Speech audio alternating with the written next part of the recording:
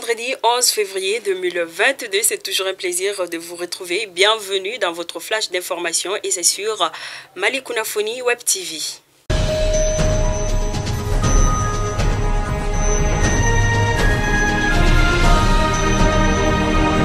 Communiqué de la CEDEAO sur l'évolution de la transition au Mali, la commission de la CEDEAO rappelle que des consultations au niveau technique se tiennent entre les autorités maliennes et la communauté locale des suivis de la transition comprenant la CEDEAO, l'Union africaine, les Nations unies, les Ghana et les Nigeria, assistés d'experts sur le chronogramme des élections. Cependant, le groupe de travail au niveau ministériel n'a pas été mis en place.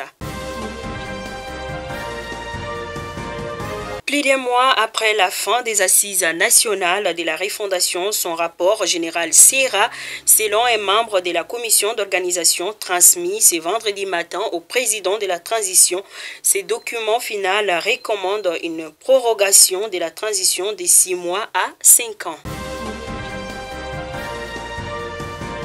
Dans le cadre de la coopération bilatérale entre nos deux pays, le vice-premier ministre, ministre des Affaires étrangères du Qatar, Sheikh Mohammed bin Abdullahim, a reçu hier jeudi le ministre Abdoulaye Diop au cœur des échanges.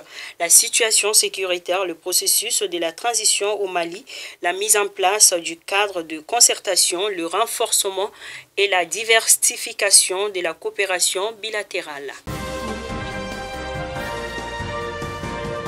Attaque à Tonga, la mairie de la commune rurale de Tonga dans la région de Tombouctou a été incendiée dans la nuit du 9 au 10 février 2022 par des hommes armés non identifiés.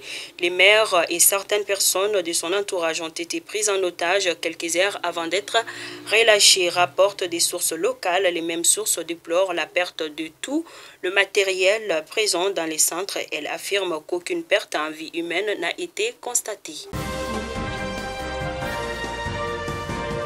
Les jeunes de Tamatossou se mobilisent pour réparer le tronçon Sokoto-Kontela. C'est dans les cercles de Bafoulabé. Les travaux ont débuté depuis une semaine. À noter que ce tronçon d'une longueur de 40 km est impraticable pendant l'hivernage, selon le président de la jeunesse de Tamatossou. Déjà, un passage a été dégagé sur la colline de Dapaka où un camion a pu facilement passer.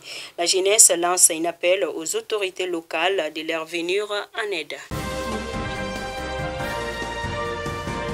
À présent, les actualités hors de nos frontières au Bénin après la mort mardi de plusieurs gardes forestiers dans le parc national Oué. Patrice Talon a réuni jeudi un conseil des ministres extraordinaire élargi à la haute hiérarchie militaire. Une première après un nouvel incident mortel enregistré toujours dans le parc Oué jeudi. Selon le gouvernement béninois et un nouveau décompte des attaques de mardi ont alourdi les bilans. Il passe à 9 morts et 12 blessés soignés dans les hôpitaux.